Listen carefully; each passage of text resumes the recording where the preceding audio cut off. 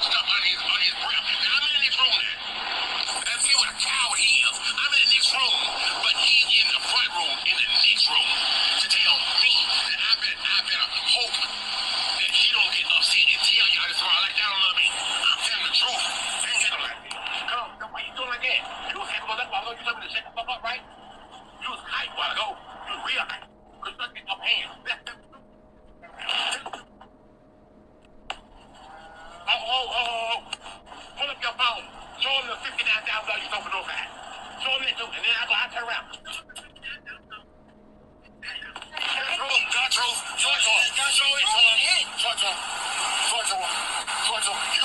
want to know I'm drove, right? Or just show your true self and go and beat me like you do. Do that. Go and do that. Say that too. Because you want them to know the truth, right? Where Bruno at? Let me see that. Where you at, Bruno? Where you at? Where Bruno at? Since you've been fighting me, beat me up because you want to leave Bruno all this time. Let's tell the truth. Let's tell all of it. Let's tell all of it. I don't put your screen. I'll put my own screenshots up for y'all, okay? I'm calm, my love. I'm calm.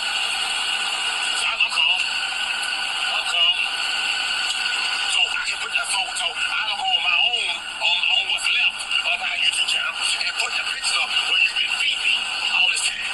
Right? I would do that too, right? Yeah. Where Bruno? Where you at, Bruno? Where you at? Y'all, we are in Clayton County. We almost in Duco. This one, your phone ring again. Your phone ring. Wait, get the phone, baby. Get the phone. Since you convinced our friends that they need to be friends with that, just some of them they need to be friends with me. But I was ashamed of who I am. I'm not sure who I am.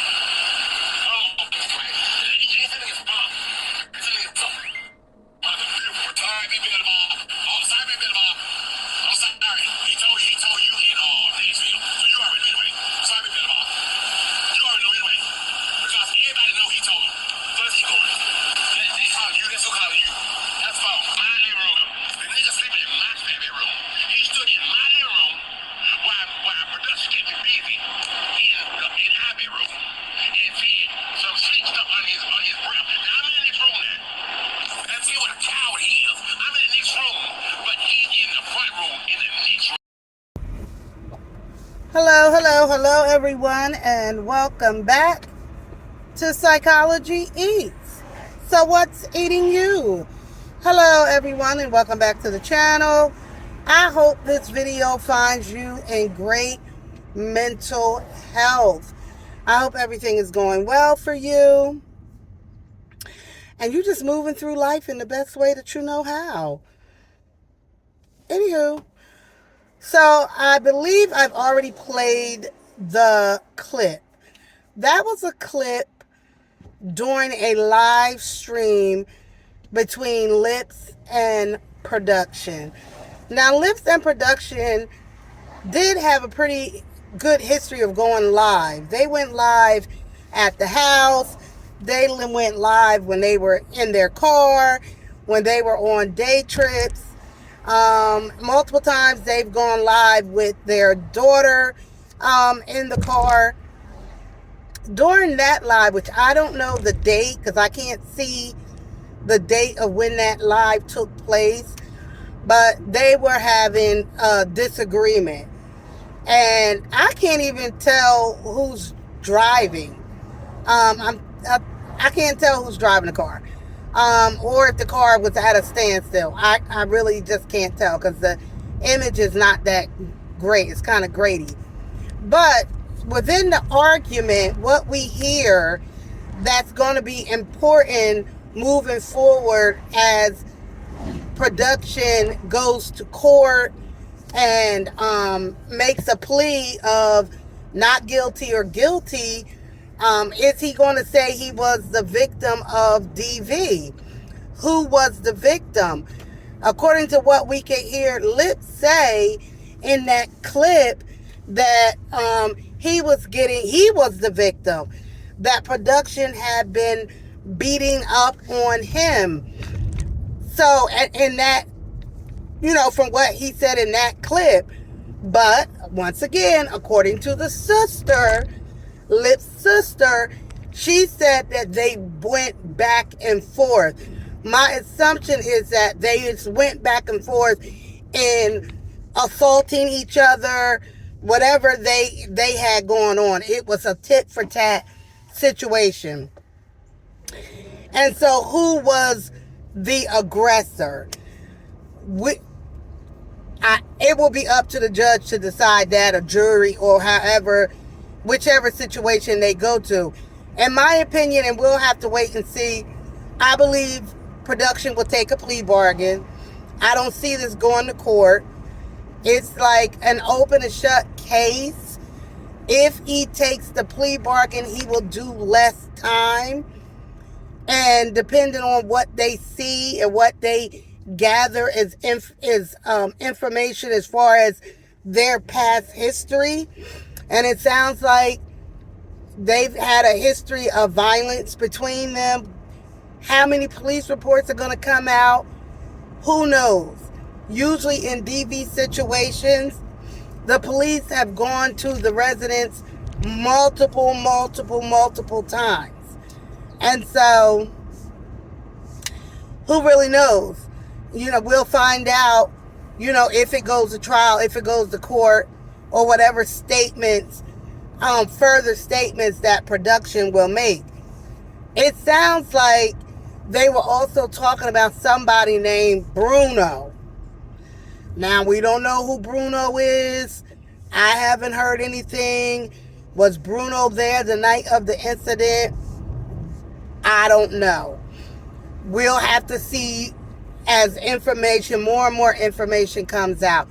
But like I said, I'm going to continue to follow this situation. I'm going to keep discussing this matter. This is important for people who may be in a DV situation to see how this outcome could happen to you as the victim, and even as you could be the victim in these situations, and then, in trying to defend yourself, you hurt the person that's been hurting you, but then as a victim, you go to prison. You go to prison because you can't make the case that you were a victim. So nobody wins in this situation. If you are in a same-sex relationship, heterosexual relationship, and you are beating each other up, it can and oftentimes will lead to one person being unalive and then the other person going to prison for the rest of their life. It was last year when we saw the mother of like 4 or 5 kids. She got upset with her kid's father, pulled out a pow, and according to her, mistakenly ended his life, and now she's in prison for the rest of her life because she decided to stay with a man who was unfaithful, and then she lost control. It happens. You're in a situation, in a relationship that is toxic, that is unhealthy. It's not love. You may feel like you love the person, and you could very well love the person, but love does not hurt. Love does not make you afraid for your life. It's not that serious. Leave the relationship. Let yourself heal. I promise you, you're going to feel better once you are safe and you're gone. This situation had all kinds of red flags in it. I could hear because it sounds like, his friends, their friends was on the live. And I did hear him mention Llips, Big Belly Bob.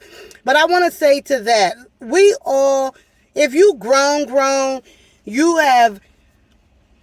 know people in relationships that are unhealthy. And unfortunately, oftentimes they will call us to discuss their back and forth with their partner.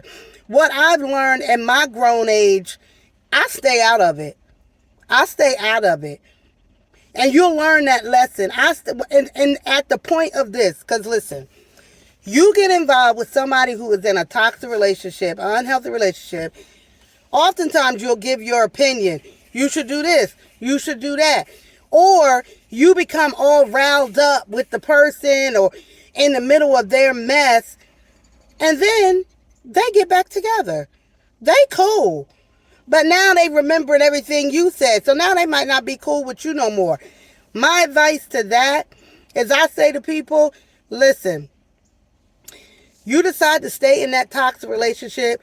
If you call me and I feel like somebody is in danger, I'm calling the cops.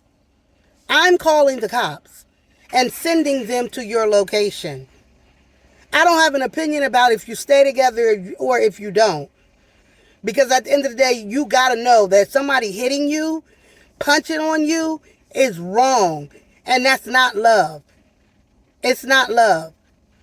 So, in conclusion, any of their friends who was aware of their situation, I get it. I get why people just like, I just don't know what to say. You don't. You don't know what to say. You don't know what to do. But if they are at the point of hurting each other in that way, I say call the cops. Call the cops and let the cops deal with it. And hopefully, encouraging therapy or whatever. But therapy is not always the answer either. I'm a therapist. I've been a therapist for over 30 years. People come to therapy and usually there's some dynamic there that can make it worse for the victim. Because the victim, if their abuser is with them in the therapy, they're not going to be honest. And so there's a whole nother dynamic. I talked about it in another video, how as clinicians, social workers, how we really work hard in trying to help the victim to get the strength to leave, but also do it safely. Safely. Because in most cases, when the victim is at the point of leaving is when they're in the most danger, because the abuser has lost control or feels like they've lost control. And so that is when they act out the most violent. That is when they act out on the kids. They act out on the animals. They said that production got rid of the animals. I don't know if he did it the day before or the day of. I'm not sure about that timeline. So we don't know who was more of the aggressor and the abuser in this relationship. It's going to matter when it goes to trial, if it makes it that far. So comment down below, but keep it cute. Thank you.